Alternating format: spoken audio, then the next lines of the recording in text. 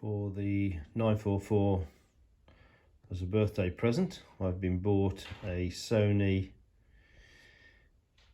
Apple CarPlay doubled in, which I chose.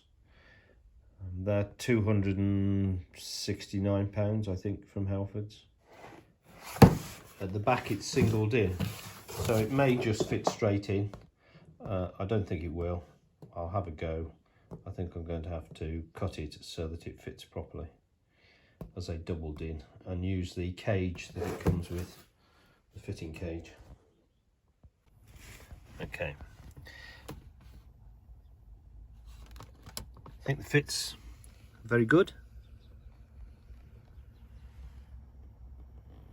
No appreciable gaps all the way round, though that looks like a gap because of the angle of this top piece of the console.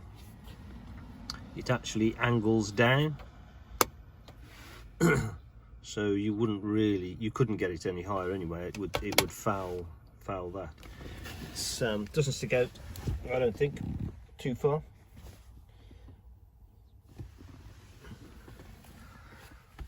What I like about this one, and partly the reason for the choice, is you do have a control knob for the radio or whatever, your USB. Right in the day. Good to hear. Chris the apprentice, who's fitting plasterboards in North Yorkshire. My speakers are probably rubbish because they'll be from 1986. This is the car with Apple Play. You have to connect your phone up for Apple Play to function. Takes the apps off your phone. Limited number of apps, unfortunately. It does Google Maps. It does Apple Maps. Obviously I get other stuff on there as well. This was the casing that I took out of the Porsche. Try and fit this in the casing. It might, with some adaptation, actually fit. The casing that it comes with obviously fits properly and then locks in place both sides.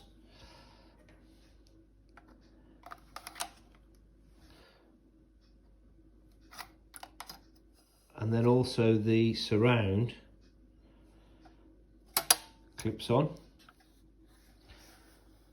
So that makes for a nice secure fitting. It does protrude, but it's intended to slightly beyond that outer frame. Obviously on the 944 it's essentially a single din, taking that case.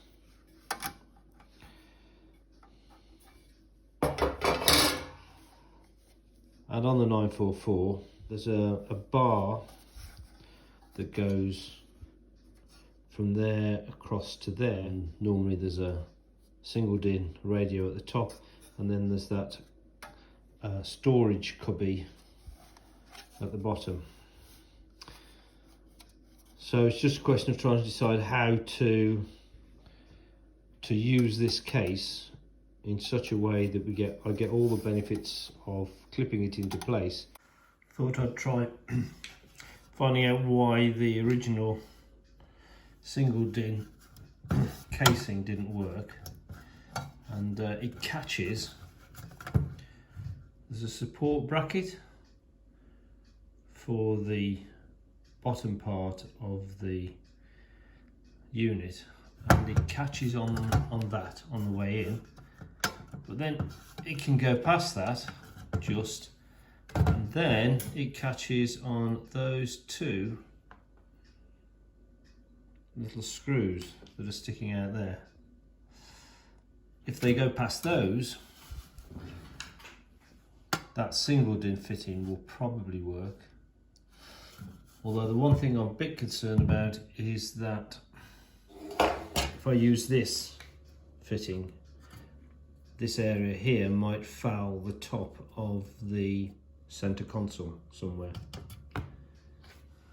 Well, the radio has slotted in okay and has gone home. I'll just try the surround on. Well, it probably protrudes a little bit further than I would like. I'd like it to be more flush with the console.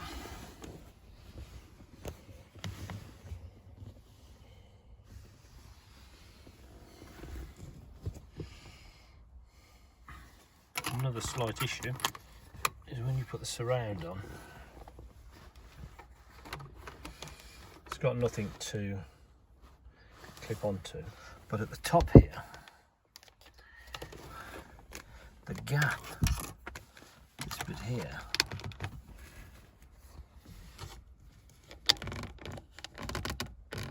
just isn't, as it stands, quite enough to take the thickness of that surround.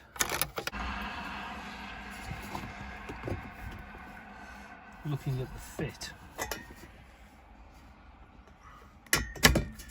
so I think very close there, and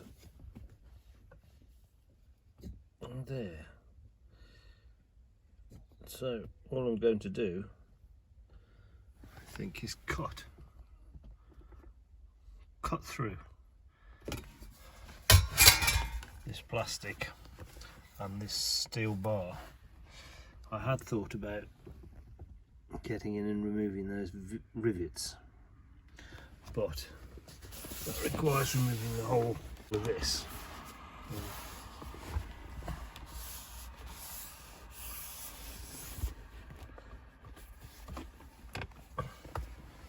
I'm not sure I want to get into that, although it might be quite easy for all I know. So I'm just going to cut through here and here. I tried to fit it up at the top, right up at the top here. I couldn't get the frame that surrounds the Apple CarPlay in. It would touch the top. So I'm going to have to butcher that area and that area. That's only plastic, so I'm going to cut it out with a Stanley. With those notched areas cut out, then the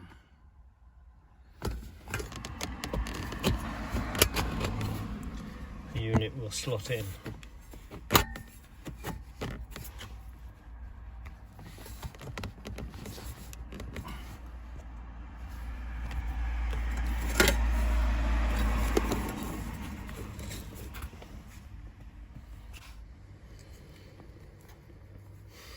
The radio comes with a its own bespoke socket, and that's attached to two ISOs. And the old radio that was in here I already have. Enough to test it anyway.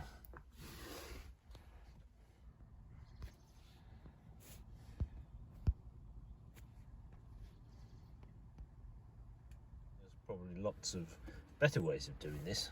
I just wanted to go for a simple way without dismantling the whole console.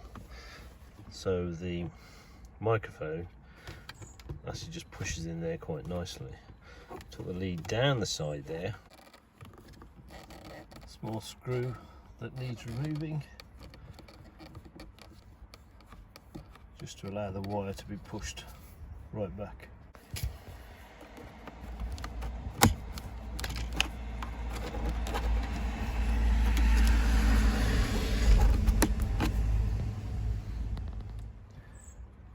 They're down the back of the steam column, and it comes out here, and then we lead quite simply at the back of the radio. Sony is fitted with a facility for a rear view camera, and it seemed a shame not to fit one while I was doing all this. The lead I brought up in similar fashion to the microphone. Just comes out the back underneath here, steering wheel area.